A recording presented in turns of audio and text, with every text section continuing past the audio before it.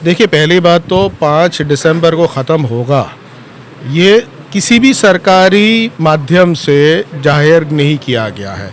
किसी भी सरकारी माध्यम ने इसको डिक्लेयर नहीं किया है कि 5 दिसंबर को ख़त्म हो जाएगा। कायदा ये कहता है कि सेक्शन 3B का जो अपलोडिंग करना है जो पोर्टल पर, उसके लिए 6 महीने का वक्त दिया है। अगर आप 6 महीने का वक्त, कायदा जो अमल में आया 8/4/2025 उस दिन से गिनते हैं तो 7/10/2025 को 6 महीने ख़त्म हो गए। तो आप ये क्यों नहीं कहते कि 6 महीने तब ख़त्म हो गए?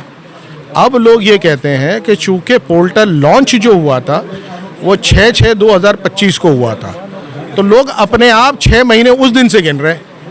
और उस दिन से गिनने के बाद लोग ये कह रहे हैं कि 5 दिसंबर 2025 को ख़त्म हो जाएगा। मेरा उसमें उस बात से इत्तेफाक नहीं है, मेरा एक अलग व्यू है उसमें। मैं ये कहता हूँ कि जो पोर्टल लॉन्च किया गया और उसके बाद में गवर्नमेंट ने जो रूल्स बनाए, उम्मीद रूल्स 2025, उसको गवर्नमेंट ने नोटिफाई किया है 3/7/2025 को। अगर और वो रूल्स में बताया गया है कि पोर्टल पे क्या और कैसे डिटेल भरनी है और अगर गलत डिक्लेरेशन दिया जाएगा तो क्या होगा। एक्ट में भी है लेकिन रूल में उसकी वजाहत है, और कोई भी कायदे को इम्प्लीमेंट करने के लिए रूल्स आते हैं। रूल्स आए हैं 3/7 को। अब 3/7/2025 से अगर हम 6 महीने गिनते हैं तो वो 6 महीने ख़त्म होते हैं 2/1/2026 को। ये भी तारीख मेरे अंदाजे से है, सरकार का कोई डिक्लेरेशन नहीं है। तो पहली बात तो सरकार का डिक्लेरेशन होना चाहिए कि 6 महीने कब ख़त्म होंगे। वो आज नहीं है तो हम अपना तुक ना लगाएं। दूसरी बात ये है कि कायदा ये कहता है कि अगर आप 6 महीने में अपलोड नहीं कर पाए तो आप ट्रिब्यूनल में जा सकते हो और आप वजह बता सकते हो किन वजूहात की वजह से आप नहीं कर पाए, और वो वजूहात के मद्देनज़र ट्रिब्यूनल आपको 6 महीने और वक्त दे सकती है। तो हमारे पास अब 6 महीने अगर हम गिनते हैं कि अक्टूबर में ख़त्म हो गए तो अक्टूबर के बाद भी 6 महीने हैं, दिसंबर में गिनते हैं तो दिसंबर के बाद भी है, जनवरी गिनते हैं तो जनवरी के बाद भी 6 महीने हैं। तो अभी बहुत परेशान होने की कोई ज़रूरत नहीं है। और दूसरी बात, वक्त कितना हुआ और कितना आगे बढ़ना चाहिए और बढ़ना चाहिए कि नहीं चाहिए, उसके लिए पर्सनल लॉ बोर्ड ने और असदुद्दीन ओवैसी साहब ने और दूसरे जमीयत ने, इन लोग ने सुप्रीम कोर्ट में एप्लीकेशन डाल रखी है।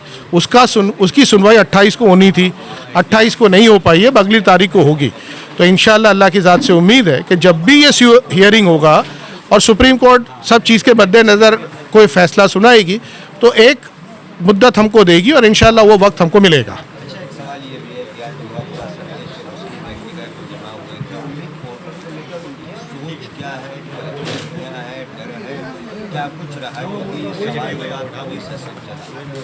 देखिए, मैं आपको ये बतलाऊं कि सबसे बड़ी गलतफहमी जो है वो लोगों के अंदर ये है कि उम्मीद पोर्टल पे हमको रजिस्टर करवाना है।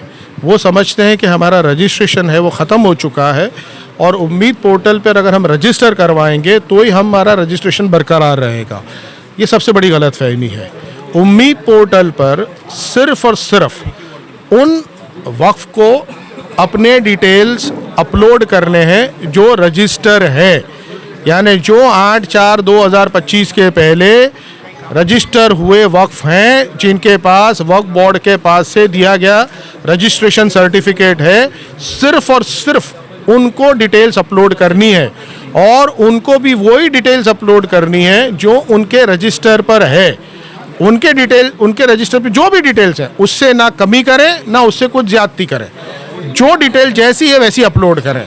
और इसके लिए मैं लोगों को मशवरा देता हूं कि आप सबसे पहली चीज़ ये करें कि वक्फ बोर्ड के पास जाइए, आपका लेटेस्ट अपडेटेड PTR या रजिस्ट्रेशन जो डिटेल्स है वो मांगिए, सर्टिफिकेट, मुतवल्ली के ऑथेंटिकेशन मांगिए, रजिस्ट्रेशन ऑथराइजेशन मांगिए, लेटेस्ट सबमिटेड अकाउंट मांगिए, और वो डिटेल हासिल करने के बाद आप उम्मीद पोर्टल पर वो जो डिटेल्स हैं वो अपलोड करें।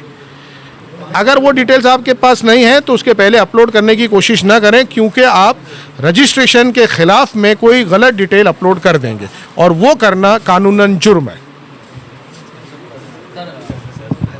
जारी को लेकर गवर्नमेंट काफ़ी सारी एडवर्टाइजमेंट करती रहती है, पोर्टल को लेकर क्या लग रहा है कि एक एडवर्टाइजमेंट देना चाहिए कि लोग जो है पोर्टल से रजिस्टर कराएं?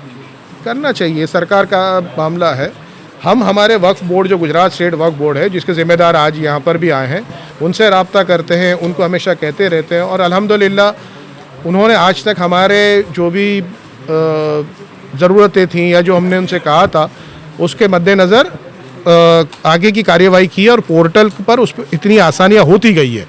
मिसाल के तौर पे अहमदाबाद सुन्नी वक्फ कमेटी ने कोशिश की और अहमदाबाद के कुछ वार्ड्स पोर्टल पर नहीं दिखते थे और उनकी डिटेल्स नहीं आ रही थी, तो वो उनसे कहा और उन्होंने उसको ऐड किया और आज पोर्टल पे वो डिटेल्स भी आ रही है। तो अगर आपके वहाँ पे आपके इलाके में जिस कहीं पे भी जहाँ पर भी ये बात जा रही है वहाँ के डिटेल्स आपको लगते हैं कि पोर्टल पर नहीं है, तो आप वक्फ बोर्ड का रब्ता करें। इंशाल्लाह आप ये करेंगे तो वक्फ बोर्ड वाले उसको पोर्टल पर अपलोड कर देंगे। अगर आपको दिलचस्प और जानकारीपूर्ण वीडियो पसंद हैं तो हमारे YouTube channel Muslim of Gujarat को अभी सब्सक्राइब करें। वीडियो को लाइक करें और ज़्यादा से ज़्यादा शेयर करें ताकि हमारा संदेश दूर दूर तक पहुँचे। आपका सपोर्ट हमारे लिए बहुत मायने रखता है। शुक्रिया।